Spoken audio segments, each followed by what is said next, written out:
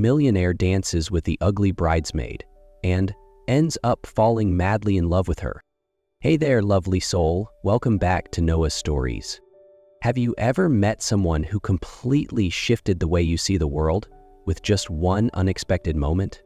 Today's story is about a dance that wasn't supposed to happen and the love that bloomed because of it. Let's dive in. Lena Morales never imagined herself belonging to a glamorous world. As an art teacher at a public school in San Diego, she was used to understocked classrooms, late nights preparing lessons, and weekend catering gigs just to make ends meet. Life wasn't easy, but she never lost her love for teaching or her belief in the power of art to shape young minds. On the opposite end of the spectrum, Daniel Grant had everything society would call success. At 36, he was the CEO of a major investment firm, living in a sleek penthouse overlooking the bay, accustomed to high-stakes meetings and luxury dinners.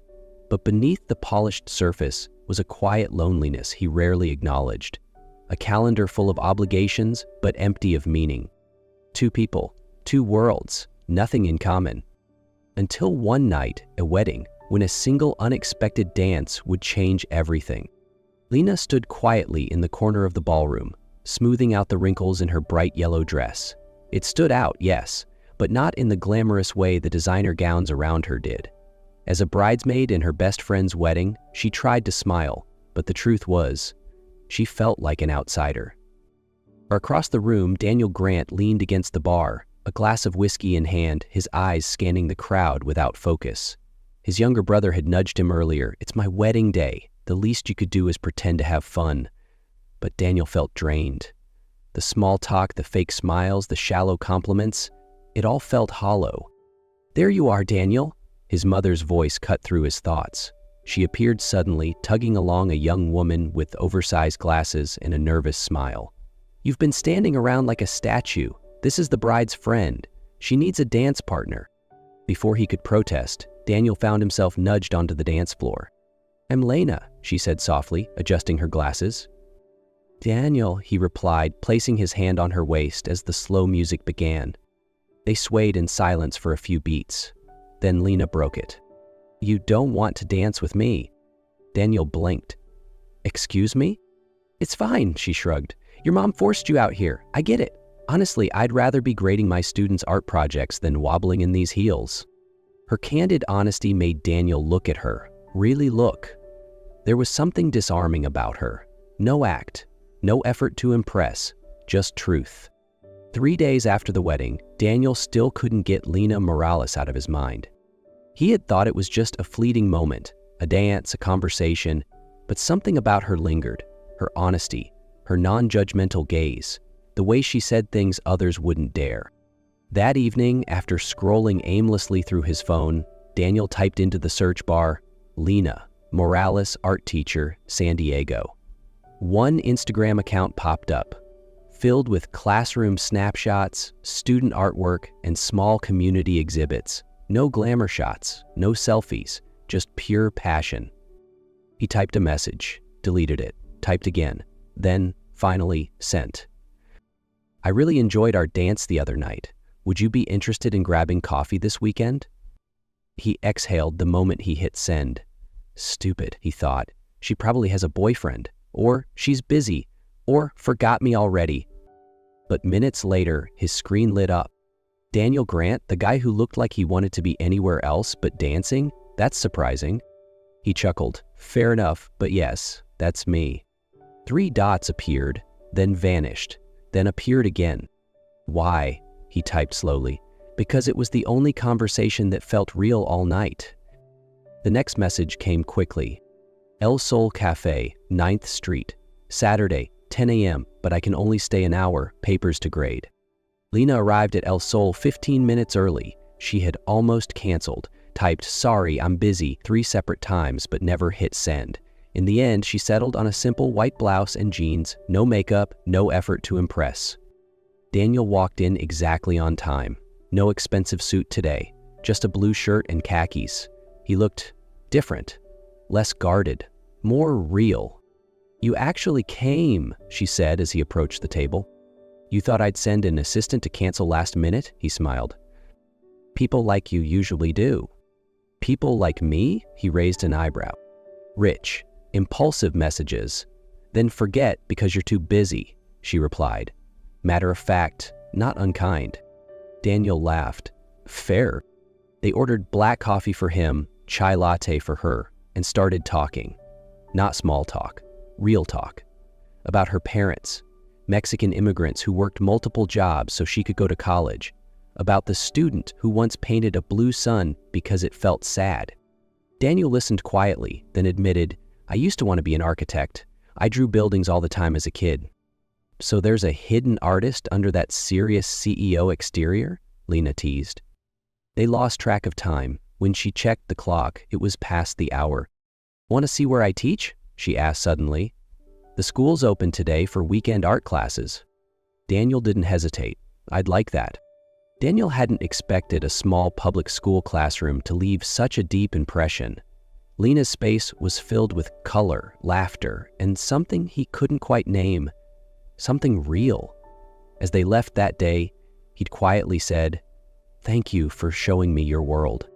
2 days later, they were on the phone, Lena grading papers, Daniel half listening to a board meeting.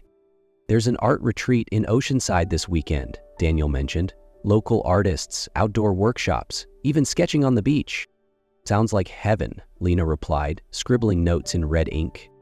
Want to go? Just a few days. Separate bungalows, your own space, no pressure. She paused. All right, but only if you promise to actually try drawing. Daniel chuckled. Deal. Oceanside looked like it had been painted into existence.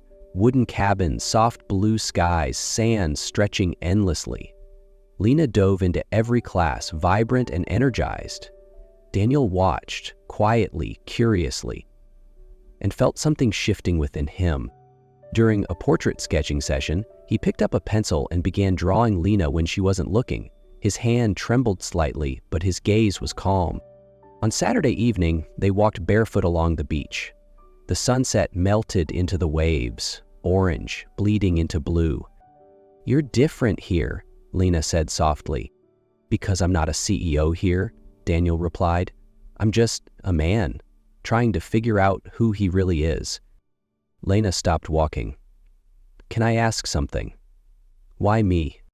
He turned, feet sinking in the sand. Because you're not trying to be anything. You help me let go of the things that don't matter. You make me want to be better. He reached up and brushed a strand of hair from her face. Lena didn't pull away. Their first kiss came as gently as the tide, soft, hesitant, but real. And in that moment, the world held its breath. 2 days after their trip, Lena was attending a school fundraiser. Nothing fancy, just parents and teachers gathering to support the art program. Daniel showed up unannounced. He brought a large cake and a quiet congratulations. He smiled at the kids, shook hands with a few parents, awkwardly but sincerely. Lena was chatting with a group of parents when she overheard the hushed voices behind her. That's Daniel Grant, isn't it? Richard Grant's son? Yeah, his company took over all of Santa Florencia a decade ago. My family lost our auto shop because of that. My dad lost his job too. They bought everything, shut it down, turned the whole district into luxury condos. People were pushed out. Lena froze. Santa Florencia. Her neighborhood, where her father, Carlos Morales, had worked for nearly 30 years before being abruptly laid off.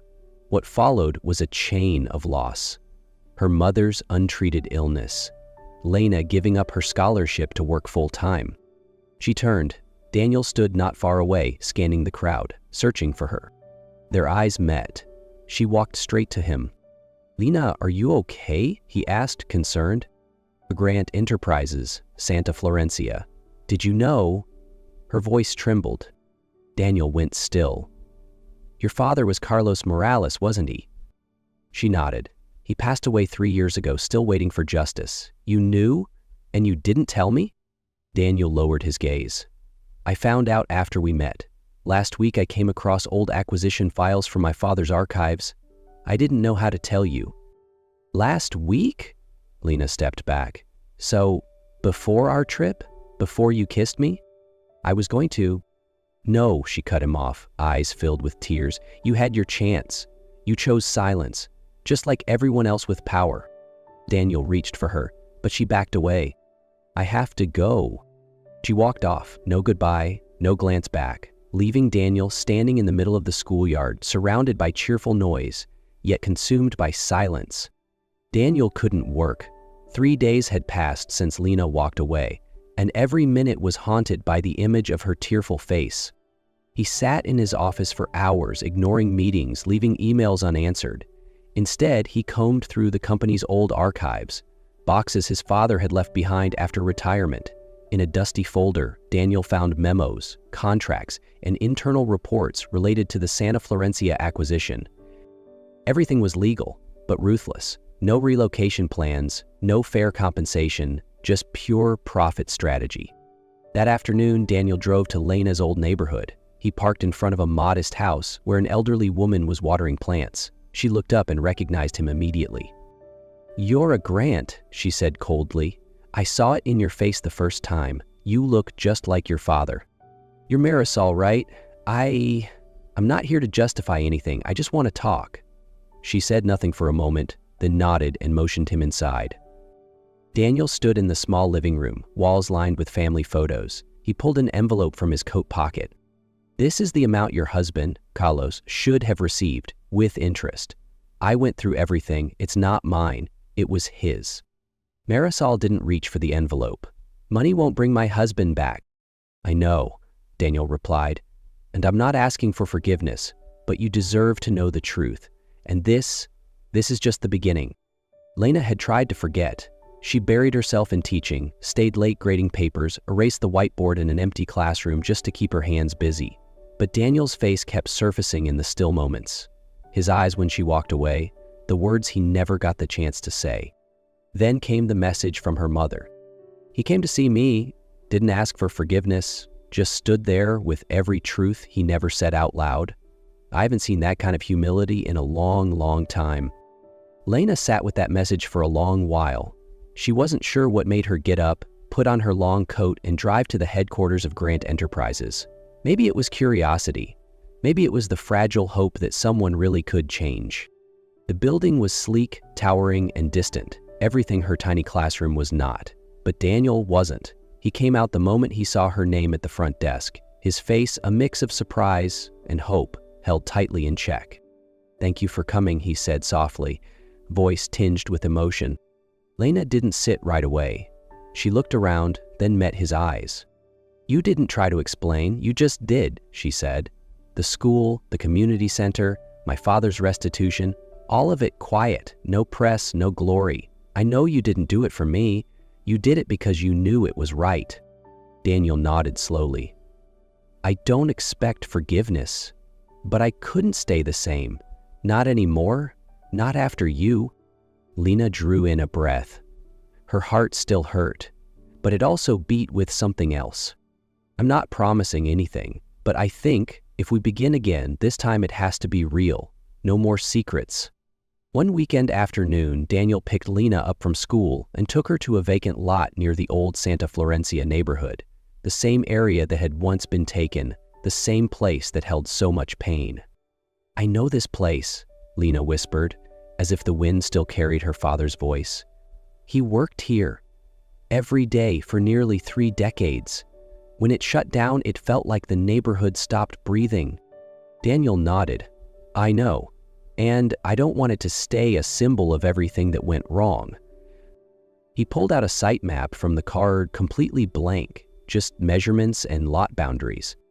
"I bought the land back, not for the company. I want to turn it into a community art center." Lena said nothing. "Not designed by me," Daniel continued.